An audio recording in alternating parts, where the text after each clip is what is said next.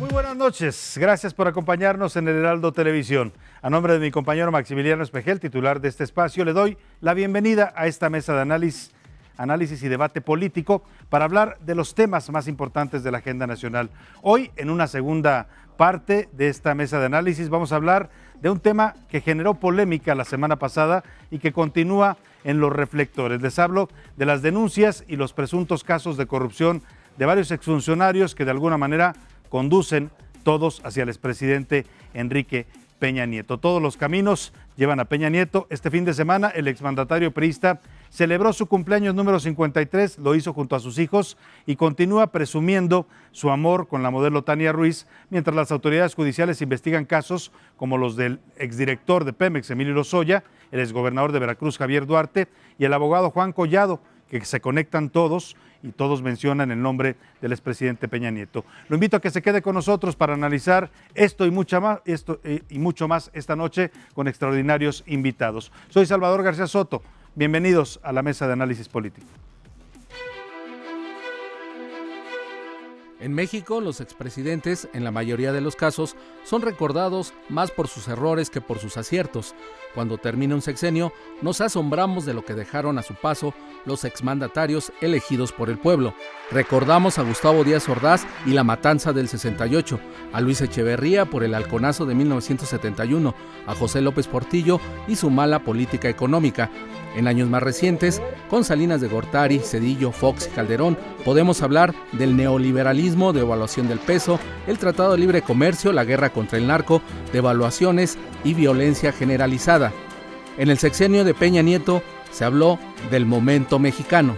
Conformar el Pacto por México, decirle a los mexicanos lo que las tres principales fuerzas políticas del país estábamos comprometiendo y decididos a hacer en favor de México. Y eso dio lugar a que hubiese, al final de cuentas, un saldo de 14 reformas estructurales. Pero el exmandatario no es recordado por este motivo. A Enrique Peña Nieto lo recuerdan primero por los casos de Ayotzinapa, la Casa Blanca, el gasolinazo, la corrupción y encarcelamiento de varios exgobernadores. Y aunado a esto, hoy se habla de la compra de Fertinal, el caso Odebrecht, la detención de su abogado Juan Collado, la Caja Libertad, sus relaciones establecidas en Pemex a través de Luis Videgaray y otros de sus más cercanos colaboradores como Emilio Lozoya Austin. Este miércoles, por cierto, fue detenida la madre del exdirector de Pemex, Hilda Margarita Austin, en Alemania por agentes de la Interpol. Sin embargo, al expresidente que recuperó la presidencia para el PRI en 2012 y la perdió, parece no importarle mucho estos asuntos. Seguiré orgullosamente, siempre, al servicio de México. Muchas gracias. En meses recientes hemos podido ver cómo asiste a diversos eventos sociales, se le tacha hasta de imprudente, ya que su actividad social es del dominio público. El pasado mes de mayo estuvo en la boda de la hija del abogado Juan Collado, que fue vinculado a proceso por los delitos de delincuencia organizada y lavado de dinero. A ver, como si me quisieras hoy, igual que ayer.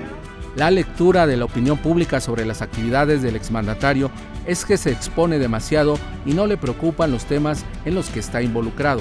Y agradecimiento al señor presidente de la República, al licenciado Enrique Peña Nieto, al licenciado Gabino Cue, gobernador. Nos honra mucho la presencia del presidente, amigo y aliado de los veracruzanos.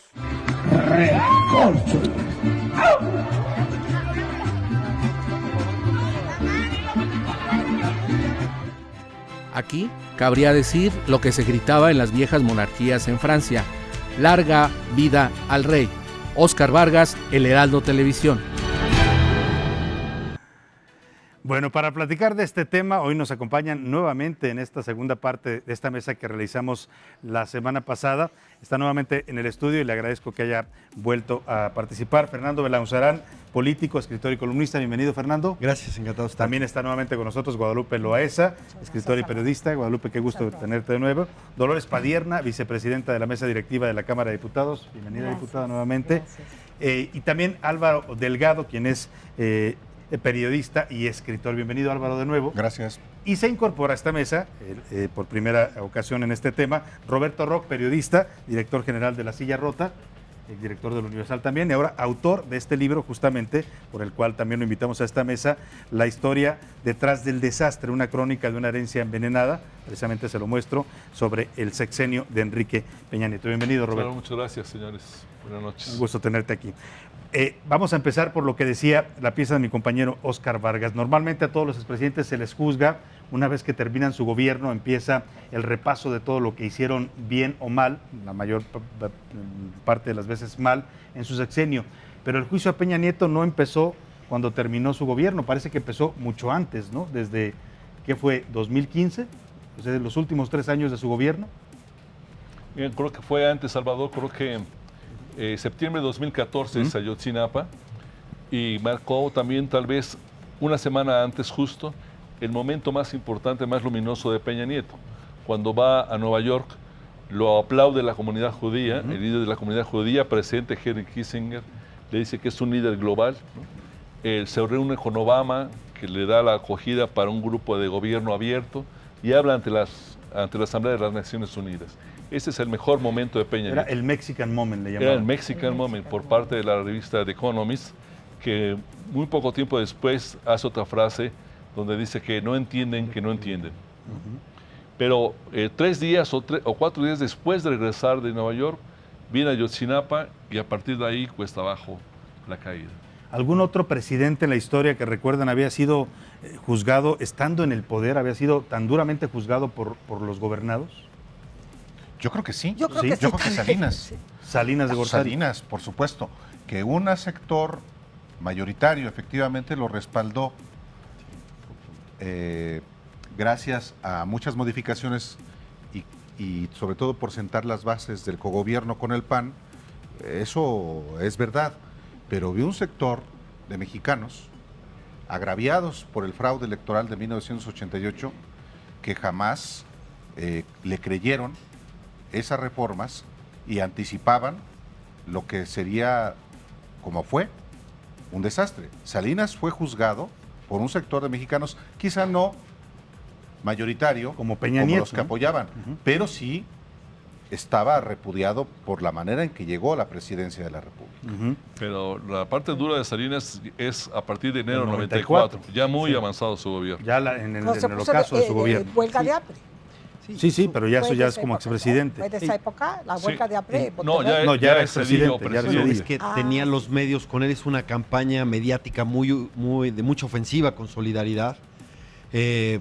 Además, esa política social fue muy agresiva y le dio muchos réditos.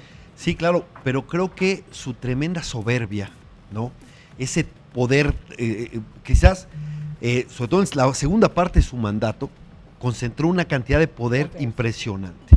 Se hablaba incluso de reelección. Hay algunos que, incluso por ahí está vi algunos comentarios de Federico Arreola diciéndole, oiga, ¿por qué no se reelige? Y cosas por el estilo, ¿no? Y luego viene el asunto de, efectivamente, el levantamiento zapatista, el asesinato de Colosio, ya después de las elecciones, lo de Ruiz Massieu, y lo que le dio la puntilla fue el error de diciembre famoso, que eso hizo que Zedillo, a pesar de que ganó con una importante fuerza, creo más del 50% de la elección, cayó muy rápido porque a finales de diciembre viene la crisis y entonces lo que vemos en las encuestas es cómo estaba Zedillo y tiene una caída impresionante por las gas, pero el villano favorito de la crisis fue Salinas, que le vendió a la gente que estábamos en el primer mundo. Me encanta mucho la caricatura de Salinas vestido como Mickey Mouse de fantasía, haciéndonos creer que vivíamos en un país maravilloso, y viene la crisis y no es cierto que estábamos en el primer mundo que había vendido. La gente le creyó, tan le creyó que se endeudó y fue terrible la historia con las deudas que tenían y la caída de las bolsas, etcétera, cómo se tuvieron que disparar las tasas de interés y muchísima gente tuvo que perder sus propiedades, etcétera. Fue dramático porque le creyeron. Era un buen comunicador con una campaña mediática impresionante, ¿no? Bueno, y ustedes recordarán seguramente las máscaras de Salinas, en las calles, que se vendían en todas las esquinas. En todas las esquinas vendían con los también. niños Los que niños estaban, estaban con su máscara y todo el mundo se moría de la risa y compraba las máscaras, ¿me entiendes? Lo mismo sucedía con las piñatas, bueno, pero eso siempre ha sido.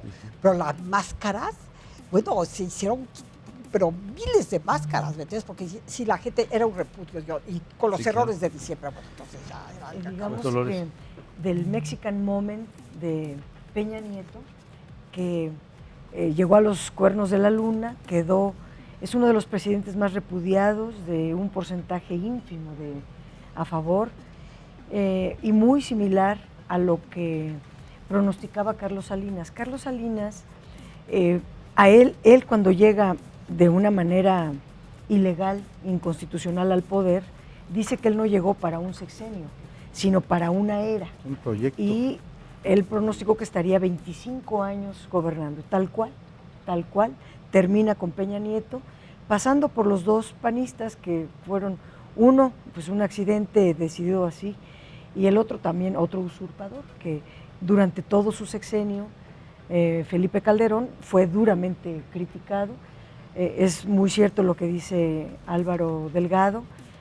Por ejemplo, nosotros jamás reconocimos ni a Salinas ni a Calderón, porque evidentemente que ellos no ganaron la presidencia con los votos legítimos de la gente, ¿no? Ahora, el juicio a Salinas tiene que ver con esta crisis que estalla y que lo vuelve el villano favorito, con lo que se descubre desde el levantamiento zapatista, pero el juicio a Peña Nieto tiene que ver más con un tema de corrupción, una corrupción que el presidente López Obrador ha calificado como el mayor saqueo de la historia y que no se gesta solamente en los 6 años de gobierno, que empieza antes. La semana pasada decías, Álvaro Delgado, estas alianzas con los gobernadores que también describe Roberto muy bien en su libro, con estos gobernadores, la nueva generación del PRI o el nuevo PRI, que desde ahí se empieza a fabricar este entramado de corrupción que después estaría los 6 años en la presidencia y también saqueando varios estados de la República. Sí, la semana pasada, el viernes, platicábamos aquí cómo el proyecto presidencial de Enrique Peña Nieto no se comenzó a edificar desde que cuando él deja la gubernatura del Estado de México.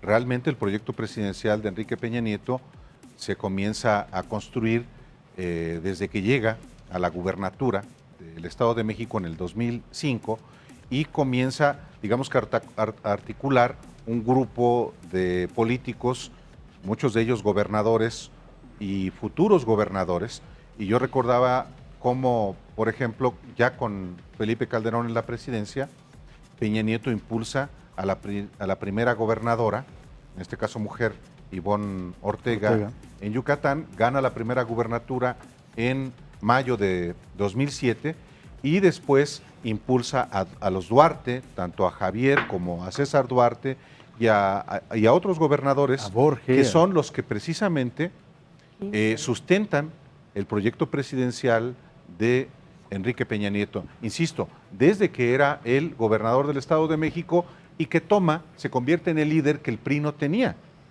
Al quedarse sin presidente de la República, es Peña Nieto el que asume, digamos, el liderazgo que no tenía en ese momento el PRI, y él lo aprovecha precisamente para proyectarse. Y ahí ocurre lo que describe muy bien Roberto en el arranque de su libro, La historia detrás del desastre, el famoso pase de charola, este intercambio de favores financieros entre los que llegaban a ser gobernadores, apoyados por Peña Nieto del Estado de México, y después tenían que corresponder financiando la campaña presidencial de Peña Nieto. Sí, parece un círculo vicioso, Salvador, donde, como dice Álvaro, como está documentado en el libro, es un cruce de favores, ¿no? Peña Nieto desde gobernador, apoyando las campañas, especialmente la generación del 2010, que están todos estos jóvenes gobernadores del PRI, pero también algunos de oposición, como Moreno Valle, por ejemplo. Claro. Es indudable el nexo entre los dos. Manuel Velasco. Y si me apuras, Velasco, Maloba, ¿no? Sí. Forma parte de esta generación que después ayuda a Peña Nieto a treparse a la presidencia de la República, junto con un grupo de empresarios muy importante que, en mi percepción, construyen un vehículo a cuyo frente ponen al presidente Peña Nieto, pero no necesariamente conduciendo del todo el vehículo, sino tal vez parcialmente como pasajero también. Conduciendo los negocios. Yo creo que tal vez como un referee. Para el libro yo platiqué con varios expresidentes, ¿no? Y me dijo uno de ellos me dijo una frase que me pareció muy sintomática, priista él, donde me decía, En el 2018 buscamos o a un Pedro Infante o a un Luis Miguel. Escogimos a un Luis Miguel. Era Luis Miguel, el presidente. Y esto explica... Incluido tal vez su papá, en el sentido de que un personaje atrás medio perverso, que lo hacía hacer cosas que no necesariamente quería hacer. Y por eso hicieron todo lo posible para que se casara con la gaviota, porque era ese el perfil, o Pedro Infante o Luis Miguel con la gaviota. Era parte era parte de todo del paquete. El paquete. Luis Miguel y Pedro Infante al menos cantaban. Sí, exacto. Bueno, este baila. Sí. Este baila. Pues tampoco. Pero a ver, esto explica lo que dice Roberto y Álvaro, esta pues mafia o esta alianza con este grupo de gobernadores, que después varios de ellos pues se ven involucrados en algunos de los peores escándalos de corrupción y los dejan saquear sus estados. Mira, lo primero que le falla a Peña Nieto, me parece, es el control de daños. Primero con la Casa Blanca, el control de daños. Porque lo de Ayotzinapa fue madurando. Primero, el control de daños fue básicamente contra el PRD. Porque, por el presidente municipal, ¿no? Que fue el primer chivo expiatorio. Este es el asunto. Entonces estaba, y eso fue tardado en madurar para que se le viniera encima. También, sí, Ángel Aguirre. Sobre todo cuando Aguirre renuncia, entonces ya no tenía a quién echar la bola. Le tocaba a él el problema y se le vino encima. Pero el primer problema que no pudo encontrarle una salida, un control de daños, fue la Casa Blanca. Puso a Angélica Rivera a salir a defender y se le revirtió completamente. La defensa de Angélica Rivera fue patética. Y estaba furiosa, dejó más preguntas que respuestas y se le vino encima. Y además buscaron a un chivo expiatorio. En eso también le echaron la culpa a Marcelo Ebrard. Por alguna razón dijeron, el que dijo y que soltó la información de la Casa Blanca, yo no sé si sea verdad o no. Aristegui. Lo que yo no sé, claro, pero no, ya lo que sé. le dijo pero eso Ebrard a Carmen Aristegui. No, claro, pero más allá de si tengan razón o no, ellos estaban seguros que era Marcelo. Por eso le aventaron toda la caballería. Eso tuvo que salir del país, ¿no? Tuvo que salir del país, porque además se juntó lo de la línea 2, etcétera, y se le hizo un escenario complicado acá, pero ellos siempre pensaron que era él. Pero más allá de eso, que más se preocupaban más en echar la culpa, no supieron reaccionar. Y esto fue en 14, efectivamente, sacan reformas estructurales importantes, están los Cuervos de la Luna, ¿y qué hacen llegando al poder? Viene Ayotzinapa, viene a Casa Blanca y se muere el Pacto por México. El Pacto por México muere también en 2014 a partir de la reforma energética, que llega un momento de decir, ya no podemos jalar, y ellos creen que ya están listos para salir solos. Y el PRI va solo, pero a pesar de que les va bien en la elección de 2015, cuando digo que les va bien... No les fue nada bien en la elección de 2015. Bueno, perdió la mayor parte de las gubernaturas, renuncia Beltrones a la presidencia del PRI. Eso fue en 2016, cuando empieza su debacle. En 2015 ganan la mayoría del Congreso. Todavía sí. Tienen más del 50%. Su tiro más fuerte fue 2016, donde pierden Veracruz, pierden otros, vienen las alianzas, que en ese momento parecían que iban a tener un mejor destino, o parecían ser, pero Peña Nieto cree en 2014 que ellos no pueden, lo de la corrupción es algo que les empieza a salir por todos lados. Los dos Duarte, ahí creo que Javier Corral tuvo un gran papel en Chihuahua para señalar la corrupción, y en Veracruz, salía a borbotones la corrupción de Javier Duarte, ¿no? Y mucho tiempo no actúa Peña Nieto contra estos gobernadores. Ya era un escándalo Borges, ya era un escándalo los dos Duarte, y no pasaba nada. Actúa después del fracaso electoral. Decide que frente a esas nuevas circunstancias tiene que retomar el discurso anticorrupción que había arrancado el día de su toma de posesión, cuando habló del Sistema Nacional Anticorrupción, y que lo había sepultado. A partir de entonces pide perdón 3 veces en público, hace el tema de anticorrupción, que jamás logra realmente embonar, pero mete a la cárcel y persigue a otros exgobernadores, pero luego va desmantelando, Salvador, las acusaciones contra estos exgobernadores, caso concreto de Duarte, buscando dejarle con una patita fuera de la cárcel. Bueno, los dos Duarte. Los dos. Tanto César, que hasta la fecha sigue prófugo, y Javier Duarte, que ha revelado, o por lo menos esa es la versión que está presentando ahora, que fue producto de un pacto su captura, y parece que tiene cierta lógica desde el punto de vista de la manera en cómo se armó el expediente, los cargos que está enfrentando, que realmente lo dejarían libre muy pronto, para no hablar de la actuación misma del Poder Judicial. Pero yo pienso que, igual que en el caso de Carlos Salinas, con Peña estaba podrido desde su origen. Los dos tienen un origen muy parecido. Claro, el fraude de 1988 fue más escandaloso, pero hubo en el 2012, con Enrique Peña Nieto, maniobras de defraudación al más alto nivel. Caso no, Monex. no solamente fue la compra de voto, sino la articulación de los intereses político-empresariales para adulterar la voluntad popular. Mucho dinero que quedó absolutamente en la impunidad. Y había tanto dinero precisamente por esos compromisos, tanto del poder político que encabezaba Peña Nieto, como de los grandes consorcios empresariales que le metieron dinero, apostaron por él y naturalmente querían sacar rédito económico de eso. Igual que en el caso de Carlos Salinas. Yo quisiera permitirme introducir un elemento que creo que explica lo que está pasando ahorita con los partidos de oposición, particularmente el PRI y particularmente el PRD. El PRD acompañó el Pacto por México, digamos, hasta la ignominia. Los representantes de los partidos del PAN y del PRD que participaban en Pacto por México se prestaron a que estaban colaborando, estaban confeccionando en conjunto, pero realmente lo que hicieron fue ser subidos a un carro que creo que los colocan en una posición muy difícil en este momento.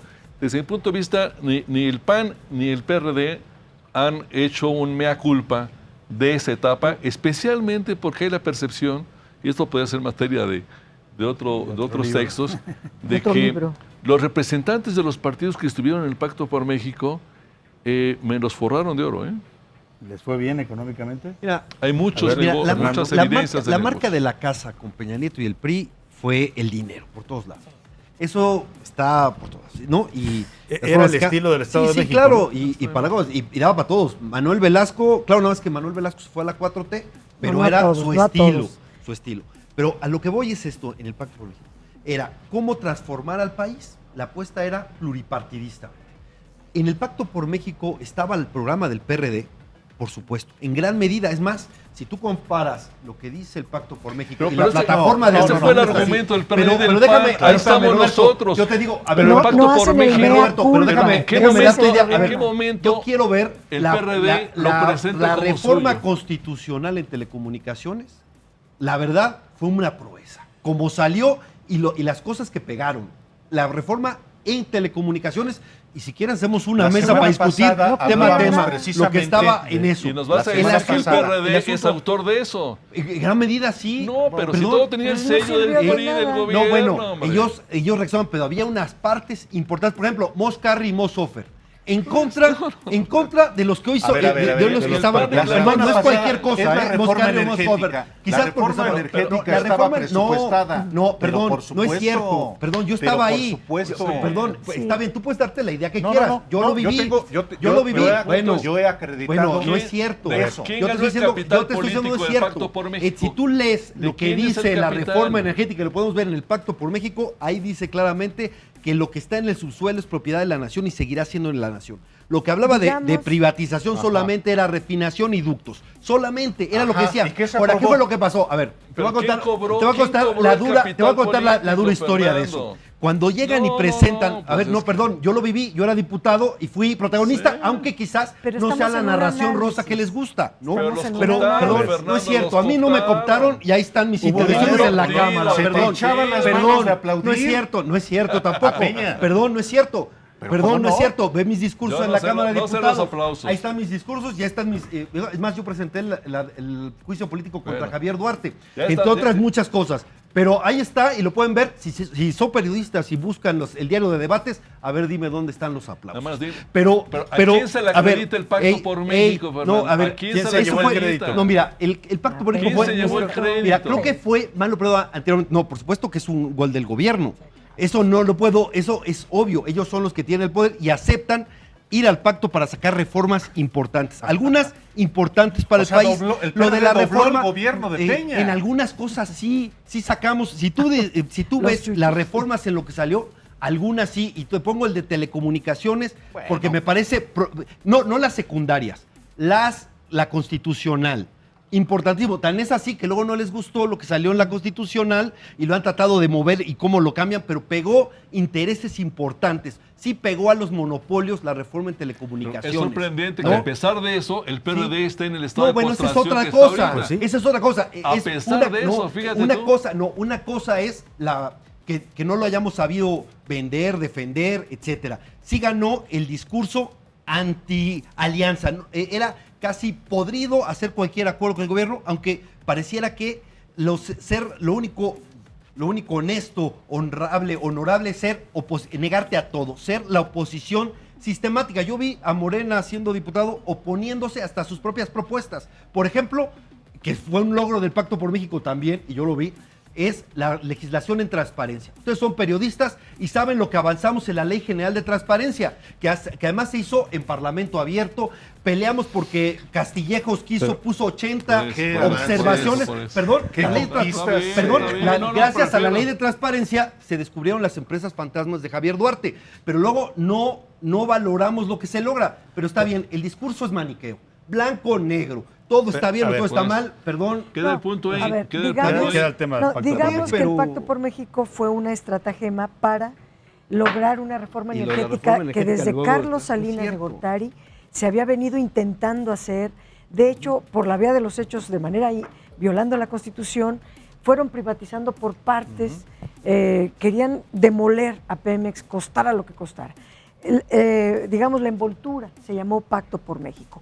Pero el objetivo era privatizar el petróleo. Lo lograron, no les dio tiempo de privatizar por fortuna. Morena gana el poder, hoy sin mover, porque es un acuerdo que hizo el presidente, sin mover las leyes, se está tratando de levantar con la misma ley que se tiene, pues una empresa productiva del Estado. Pero volviendo al tema, creo que quien capitalizó todo eso, coincido plenamente, fue Peña Nieto. Él se vendió como el gran orquestador de la democracia, el gran reformador. Eso le dio, sin duda, votos, aceptación. Él mismo y sus equívocos constantes, el hecho de no poner atención en su presidencia, en estar siempre distraído en sus negocios, con sus amigos, con sus paseos, sus cosas, lo hizo perder el piso y él mismo se ha beneficiado de muy diversa manera. Y mira, y no lo digo con mis palabras, basta leer ahora libros blancos. ¿Quién escribe los libros blancos? Pues los que salen. ¿Quién salió? Peña Nieto. Entonces, por ejemplo, Pemex. ¿Quién fue el último director de Pemex? Pues uno de Peña Nieto. Claro. Él escribe todo lo que hicieron, unas cosas verdaderamente terribles. Agronitrogenados, fertinal, muchas cosas, pero por ejemplo venden unas eléctricas, apenas las vendieron y hacen el contrato para que ahora le compren a la CFE, le vendan a la CFE. Ahora, negocios redondos al amparo del poder público a más no poder. Creo que el título del libro es ni mandado a hacer, pues, el desastre. Me gustaría que me explicaran, ustedes que son grandes conocedores de todo este sistema, es por qué siempre los presidentes de México acaban tan mal. Pero todos acaban, ya el último año, acaban juzgados, corruptos, hechos bolas, sus matrimonios perdidos, la familia también, con costos terribles. ¿A qué se debe? Yo sostengo que les fue tan mal después de dejar el poder. Yo creo que Peña Nieto sí es el primer presidente que durante el gobierno es despedazado seguramente por defectos del modelo y por defectos del personaje, pero también porque este era otro país ya.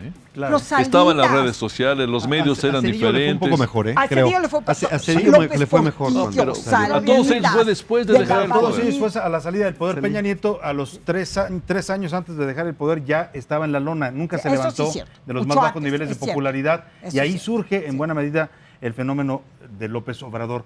Vamos a ir a una pausa y al regresar les voy a preguntar, sí, todos los caminos llevan a Peña Nieto, pero Peña Nieto no gobernó solo. y ahí hay varios personajes que hoy también tendrían que estar en el juicio público. Vamos a hablar de Luis Videgaray, de Miguel Ángel Osorio Chong, los dos hombres fuertes del gobierno de Peña Nieto, y también de cómo Peña Nieto contribuye a hacer de Andrés Manuel López Obrador un fenómeno político. Le allana, digamos, el camino a la presidencia. Hacemos una pausa muy breve y volvemos con más de esta mesa de análisis político en el Heraldo TV. Ya estamos de regreso en la mesa política del Heraldo TV. Se puso más bueno en la pausa, pero bueno, les hacía yo dos preguntas antes de irnos a este corte. Y uno es los hombres de Peña Nieto, que no gobernó solo y que hubo figuras que tuvieron un peso clarísimo en las decisiones que fue tomando a lo largo del sexenio. A ver, empecemos con Luis Videgaray. Por supuesto. El vicegobernador o vicepresidente, si se le puede denominar de esa manera, un hombre al que claramente el presidente Enrique Peña Nieto escuchaba prácticamente en todo, pero escuchaba también mucho a Emilio Lozoya.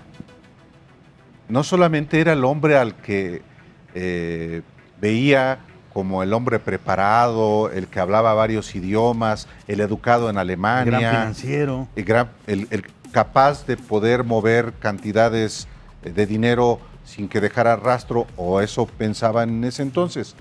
Pero sin duda el personaje más cercano pues era Luis Videgaray. El otro personaje también de enorme relevancia es Miguel Ángel Osorio Chong. Tienen ellos cuentas pendientes, se les pueden fijar responsabilidades. Yo creo que muy claramente hoy está enfilado, específicamente en el caso de Luis Videgaray. Y está tan directamente vinculado al caso Lozoya, en buena medida por el pique que ellos tuvieron y porque si Lozoya se hunde, como él ya lo ha dejado ver, va a jalar para que se hundan juntos, no solamente a Luis Videgaray, sino al propio Enrique Peña Nieto. Pero Videgaray es el caso, yo creo que más emblemático de alguien que influye en un presidente de la República como Enrique Peña Nieto. Es el Córdoba Montoya. Es el Córdoba. Es el Córdoba Montoya. Mira, Videgaray hizo que México apoyara a un antimexicano en una campaña campaña electoral. Lo trajo él fue el que lo ideó con la cuestión de yo me llevo con el yerno, lo traigo, le hace un acto de campaña. Bueno, este cuate, la verdad es que es perverso es inteligente seguramente, pero es muy perverso en eso. Él, Videgaray, fue el que ideó el pacto de impunidad entre Peña Nieto y Andrés Manuel López Obrador. Él fue el que ideó el acuerdo para allanarle el camino y el enemigo es Ricardo Anaya. Todo contra Ricardo Anaya y usan a la PGR, que es Elías Beltrán, para irse directamente. Está medido como el caso de Ricardo Anaya ayudó a que de todas maneras quizás Ricardo no le hubiera alcanzado para ganar, pero la diferencia de 30 puntos tuvo que ver con esa ayuda que está. Dice Andrés Manuel, le dice a Peña Nieto, gracias, no te metiste a la elección. ¡Qué democrático eres, Peña Nieto! No te metiste conmigo. Se metió contra Ricardo Anaya. Del desastre. Es inevitable mencionar a dos personajes caracterizados por su mansedumbre, por su complicidad y por su incompetencia política. Miguel Ángel Mancera y Ricardo Anaya. Por favor. Pusieron todo su capital, pusieron toda su trayectoria, poca o mucha, en la cama del señor Peña Nieto. Por favor. El enemigo principal de Peña Nieto fue Ricardo Anaya. Lo vimos todos. Aventó toda la PGR, pero en la campaña los últimos 15 minutos. ¿Sí?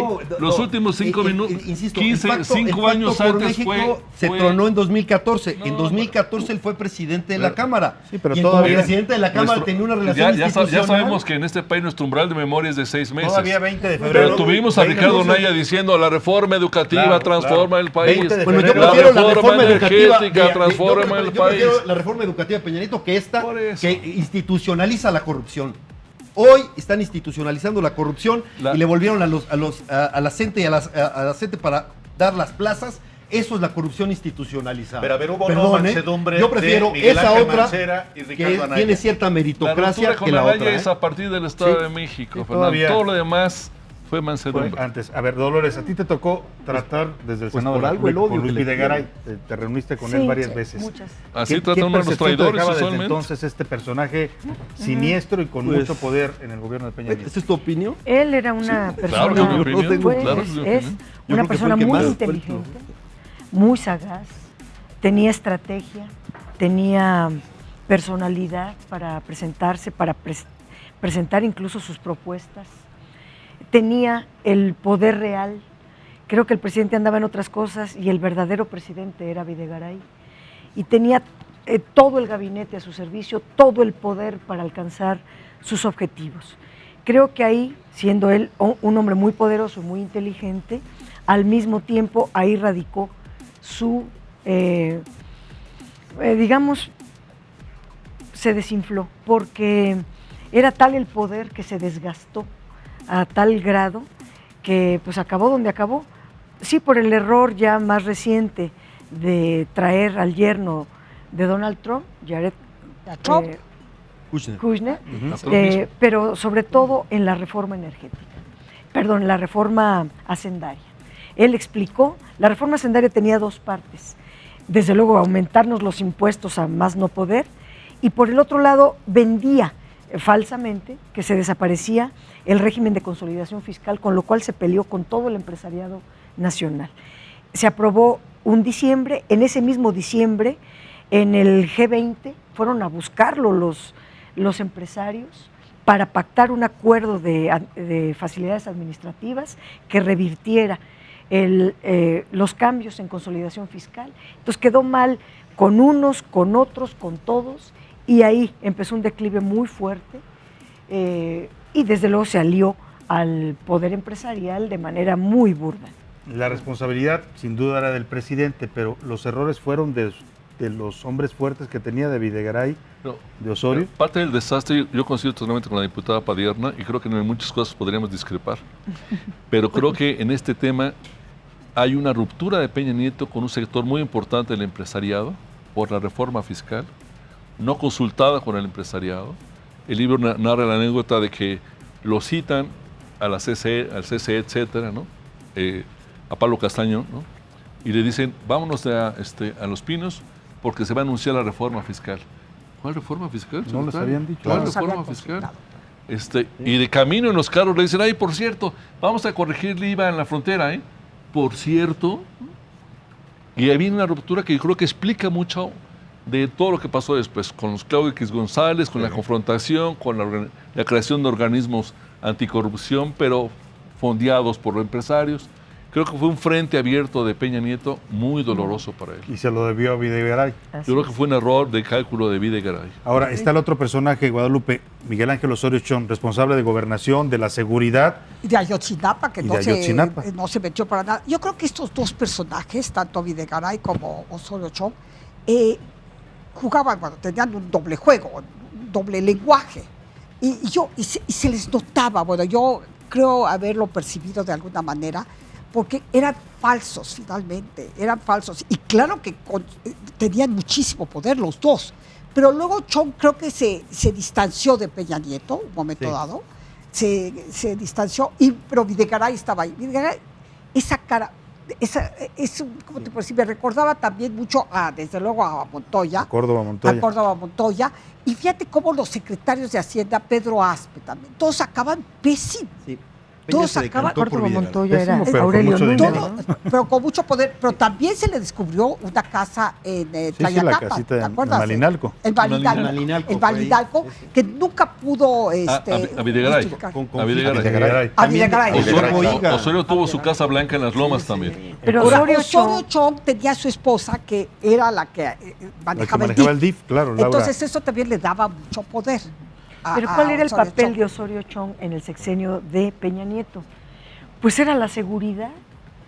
Él se comprometió a combatir la seguridad. Cuando se llevó la Secretaría de Seguridad Pública a Gobernación. Se llevó la Secretaría a Gobernación y fue un desastre. Juntó muchas facultades, era el megasecretario con mucho poder. Se suponía que también iba a ser una labor política, no tenía ninguna necesidad, tenía los tres partidos como si fueran uno, él mandaba a los 3 partidos. Pero ¿cómo se grandes. explica que no fue precandidato a la presidencia? Esa fue Porque perdió la partida con Videgaray. Exactamente. Porque la seguridad no la resolvió. Tiene que ver con eso. Ahí la paradoja. Peña Nieto deciden darle todo el poder a la Secretaría de Gobernación para luego desde la presidencia debilitar. Y lo que fortaleciera Videgaray. Y Videgaray, que es más intrincado, más churrigueresco en sus escenarios, ese fue el que le dio a Peña Nieto y fueron a una campaña a perder. No hay que perder de vista que Videgaray tenía 7 años de influencia sobre Peña Nieto desde el Estado de México. Cuando llega a la presidencia. Desde el Estado de Osorio México. Chong, que coincidieron en las gubernaturas, dejó la gubernatura y empezó a corretear a Peña Nieto para subirse a su carro, cuando Videgaray ya tenía una enorme influencia. Claro. Por cierto, yo creo que Córdoba Montoya nunca tuvo la influencia sobre Salinas, tuvo un poder enorme hacia el gobierno y hacia el país, pero no trataba a Salinas jamás. No, como la influencia que tenía Videgaray a por Peña supuesto. Nieto, ¿no? El libro dice que los propios funcionarios del gobierno dicen, ¿por qué el presidente trata a Videgaray como si fuera su jefe? Claro. ¿no? Eso es inimaginable que entre Salinas... Eso es muy revelador. A Osorio Chong se le fuga el Chapo, que es uno de los episodios más penosos del sexenio. Absolutamente. Y el Chapo ahora lo acusa no solo de haber recibido dinero. Fíjate, pero además su torpeza. Fíjate cómo ellos se han presumido de que eran los grandes promotores mediáticos, llegan con Televisa, etcétera, y la foto que presentan cuando se sale el Chapo es viendo el hoyo. La procuradora. La procuradora viendo el hoyo. Era su fracaso, ¿no? La verdad es que, insisto, después de 14 ya no sabían qué hacer, estaban perdidos políticamente y Videgaray lo que hizo fue darles el salvavidas con Andrés Manuel. Ahora, la fuga del Chapo extraña, ¿no? Por donde se le ve a muchos cómplices adentro, pues. Hay un capítulo que se llama 2000 cómplices. Ahorita nos hablará Roberto de lo que narra en el libro. Y pienso que esa fuga del Chapo le da en el corazón al proyecto presidencial de por sí frágil de Miguel Ángel Osorio Chong. Independientemente de que después fue capturado el Chapo, el golpe fue brutal. Porque además para, se entera para cuando estaba Osorio en viaje, Chong. ¿no? Estaba, iba volando a Francia, ¿no? Iban volando. Donde México era el invitado especial para la celebración. Pero iban volando algo supongo. de una irresponsabilidad suprema. No solamente el presidente de la República y el canciller. Iba el secretario de Gobernación. Todos en el avión. O sea, ¿cómo puede dejarse el país sin gobierno? Sin alguien responsabilizado del gobierno, que en este caso era justamente Miguel Ángel Osorio Chong. Miguel Ángel Osorio Chong ya estaba ciertamente debilitado, pero la fuga del Chapo fue, desde mi punto de vista, brutal. Había sido un éxito supremo haberlo capturado en el sexenio, sobre todo después de la protección que le dio Vicente Fox y sobre todo Felipe Calderón a este capo, que le dio réditos al propio Peña y al propio Miguel Ángel Osorio Chong, y cuando se va, yo creo que ahí debilita todavía más a alguien que de por sí no tenía la simpatía y el respaldo del presidente de la República, en buena medida por la influencia de Luis Videgaray. Y se le va cuando lo tenía monitoreado, presumía él las 24 horas del día. Mucha suerte. Había 3 filtros de control. Un control de el propio penal, un penal federal que dependía de Osorio Chong. Un control de la Policía Federal que dependía de Osorio Chong. Y un control del CISEN que dependía de Osorio Chong. Para el libro yo vi 2 videos, Salvador. Uno del arresto de la maestra Gordillo, que la silla rota sacó eventualmente hace algunos meses. Y otro que narra el libro es después de la fuga del Chapo, Tomás Herón, funcionario de la PGR, entra al penal con una cámara atrás y empieza a preguntar a los narcos si ellos sabían algo. Y los narcos le dicen en el video, espero algún día poderlo presentar en la silla rota. Le dice, jefe, teníamos semanas escuchando el traqueteo de la máquina, al lado.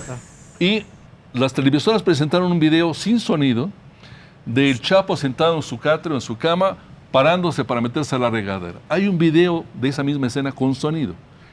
Y el sonido es el traqueteo, un sonido sordo de pum, y alguien atrás de la regadera diciendo, patrón. Pues es en ese momento cuando se para. Pero sabes que tuvo, ahí sí tuvo, pero lo que tuvo mucha suerte el gobierno de Peña Nieto, pocas cosas tuvo suerte. No se pudo haber jugado tuvo mucha suerte, es que lo atraparon un poco de casualidad. 2 semanas, si hubieran tardado 2 semanas más, hubiera salido el documental de Sean Penn y Kate del Castillo. Entonces, imagínense el escenario del documental con el Chapo, con la farándula, con Sean Penn, gran estrella de Hollywood, y el Chapo fuera. El documental estaba más verde. Salió una entrevista de Sean Penn con el Chapo, el Rolling Stone. Sí, no, claro, pero ya fue después de que lo... En un par de semanas más iba a salir el documental, iba a salir la entrevista, el documental. Imagínate que hubiera salido la portada de Rolling Stones de Sean Penn con el Chapo antes de que lo hubieran detenido de nuevo. Hubiera sido el ridículo impresionante. Ahí tuvieron un poquito de suerte, ¿no? Algún día sabremos que la detención, México tuvo muy poco que ver. La detención formó parte de Estados Unidos. Fue más de la DEA. Totalmente. Agencias estadounidenses. Sí, eso está no, ahora, de hecho ya hay muchos elementos. Hoy Sergio Guayo, excelente texto que escribe, habla buena parte de eso. De cómo los centros de inteligencia están, porque hay 3 millones de mensajes del Chapo interceptados. Y dice Sergio Guayo, muy bien, y yo le aplaudo, ojalá. ¿Cuándo vamos a conocerlos? Ojalá, dice, es el otro tesoro. Qué bueno que se peleen la fortuna y haya un acuerdo. Enseñen los mensajes, a ver si podemos saber, que sería sumamente revelador. Imagínate, 3 millones ¿con quién hablaba de mensajes el Chapo? que tienen ahí. Ahora, hay uno delicioso. Hay uno delicioso donde le dice el Chapo a Kate del Castillo, oiga, cuidado con el director, tenemos que conseguir a Coppola para dirigir la película. ¡Qué barbaridad! Yo quiero a Francis Ford Coppola. Nada más. Oye, a ver, ¿en qué momento los antiguos aliados de Peña se empiezan a volver sus enemigos y lo empiezan a traicionar? Porque ahora vemos cómo Lozoya pide que Peña declare en su juicio y dice, él me dio las instrucciones, o Javier Duarte dice, él me dio dinero y luego me extorsionaron. ¿En qué momento se rompen esos pactos, incluso en el Estado de México, que suele ser tan monolítico? Sálvese quien pueda, ¿no? Desde que Peña pierde el poder, que no lo pierdes desde la elección, ni siquiera la toma de posesión del nuevo presidente, lo había ya erosionado desde antes.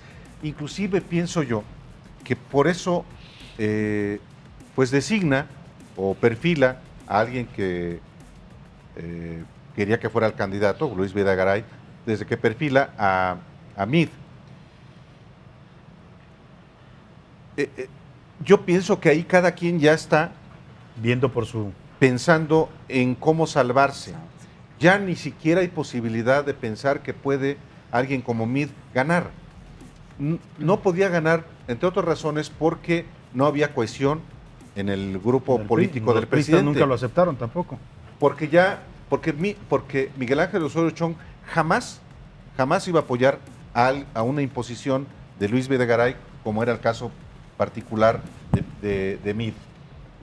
Y porque en esa lógica veían más la posibilidad de que pudiera ganar López Obrador, y también es verdad que empezaron a tender puentes con López Obrador, tanto los que hoy están detenidos como los gobernadores que pensaban en su futuro, diciendo, bueno, a mí me queda, pensemos en los gobernadores de Oaxaca, en un caso, a mí me queda todavía 4 años con el próximo gobierno. ¿Qué debo hacer? ¿Cuál es lo lógico? Alianza. Exactamente lo que hizo Enrique Peña Nieto con Felipe Calderón en el 2006. Yo creo que el ejemplo más representativo de eso que dices es Manuel Velasco. Por supuesto. Que era el gran amigo de Peña Nieto, y de pronto lo vemos ya al lado de López Obrador y apoyando la campaña de Morena en Chiapas. Ahora, yo preguntaba también, ¿Peña Nieto es responsable de que López Obrador haya ganado con 30 millones de votos? O sea, ¿en algún sentido le ayuda? ¿Le pavimenta el camino? Tú dices en tu libro, prácticamente le tiende una alfombra roja con todos sus... La serie de errores. Yo creo que especialmente no entender el país en el que estaba el presidente. No entender el partido. Eso explica la designación de Meade. Pensar que, como ocurrió en su propio caso, podría construir una candidatura exitosa. Yo no veo la señal de coquetería hacia López Obrador con la postulación de Meade. Veo una novatez enorme, ¿no? ¿Cuál es? Cuando postulan a Peña Nieto para candidato a la gubernatura del Estado de México, ya era candidato Rubén Mendoza Ayala y arrancó con 20 puntos arriba de Peña Nieto. Sí. Y Peña Nieto lo dijo públicamente. Sí. Aquí, en 6 meses o en 4 meses, dijo, se puede construir una candidatura, por supuesto, ¿no? La suya la construyeron así, con 1.300 millones de pesos de por medio. Hay que agregar que la gran preocupación de Peña Nieto al terminar su sexenio era la impunidad. Igual de Luis Videgaray, es su primera, es cómo me salvo, ¿no? Claro. Y ahí están los puentes que tú hablas con Andrés Manuel, cómo me salvo. Y ahí está la amnistía anticipada. Es más, te voy a decir cuándo fue el momento clave. ¿Cuándo fue el momento clave? Resulta que estaba el asunto educativo en su peor momento. Y viene el hecho de Nochistlán, la represión en Nochistlán. Y Andrés Manuel tenía un evento en Reforma, importantísimo, a los 2 días. Y llega y dice en su discurso, no hay que jugar a las vencidas con el gobierno de Peña Nieto. Ay. No vamos a pedir, él dice, no vamos a pedir la derogación de la reforma educativa.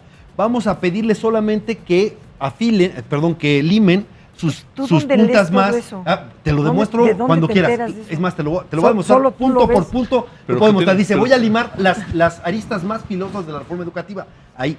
Poco después va a Acapulco, ¿no? Y todo esto, por supuesto, que le acepto el reto a Dolores y yo se lo voy a demostrar. Si me invitas en la siguiente vez, yo te traigo las citas. Pero luego va. Pero a ver, espérenme. Les digo, viene la parte más dura. Creía todo el mundo que Andrés Manuel, después de lo de Nochistlán, se iba a ir durísimo y le baja.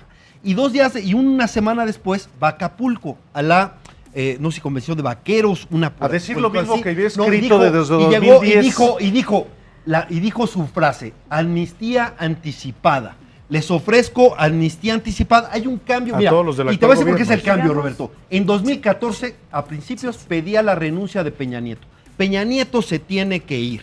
A mediados ya decía, y un poquito después ya decía amnistía anticipada y no ganémosle a las fuercitas a Peña Nieto. Ahí se empezó a dar un acuerdo. Ahí Videgaray empezó a trabajar. Yo veo una interpretación muy forzada. Yo te voy a decir lo que decía Aurelio Nuño. Le dijeron, ¿la amnistía anticipada incluye a Peña Nieto? Sí, dijo. Pero tú mencionas Nochistlán. Nochistlán es un incidente donde la policía de Osorio Chong va a golpear a pobladores de Nochistlán en las afueras de la capital de Oaxaca. Lo que dijo Aurelio Nuño todo el tiempo fue, esto fue una fregadera de Osorio Chong para descarrilar cualquier aspiración mía que yo estaba conduciendo la negociación, que a partir de ese momento se vuelve imposible. Esto fue una cosa hacia dentro del gobierno. Entre ellos solitos se estaban matando. ¿Cuál era la función de López Obrador ahí? Como dice el libro del arte de la guerra, si tu enemigo se está equivocando, no lo interrumpas. Perdón, en el momento de la represión, cuando está la parte de acá, era muy fácil escalar el conflicto. Y en lugar de escalar el conflicto de baja, y a las semanas llama a la amnistía anticipada, después de que unos meses antes pedía la renuncia de Peña Nieto. Ahí hay un cambio. Y por lo menos se tiene que explicar, porque todo cambio de estrategia tiene que tener una explicación. El triunfo del presidente López Obrador es un triunfo histórico que tiene su propia historia, su propia ruta, desde hace 30, 35, 40 años tal vez, que él se propuso que en 2006 tuvo un papel impresionante, que ganamos, en el 2012 más, hasta que ganó. Eso sigue su propia ruta. No es, y claro, los adversarios cuando se equivocan, pues coadyuvan a el objetivo. En este caso, capitalizar el pasado, por ejemplo, todos los errores de los 3 gobiernos anteriores y los de pues oro molido, para que triunfara porque además él capitalizó el discurso opositor. Ya nos queda un minuto, quieren concluir. Yo les haré una pregunta. ¿En algún punto veremos a Peña Nieto en los tribunales?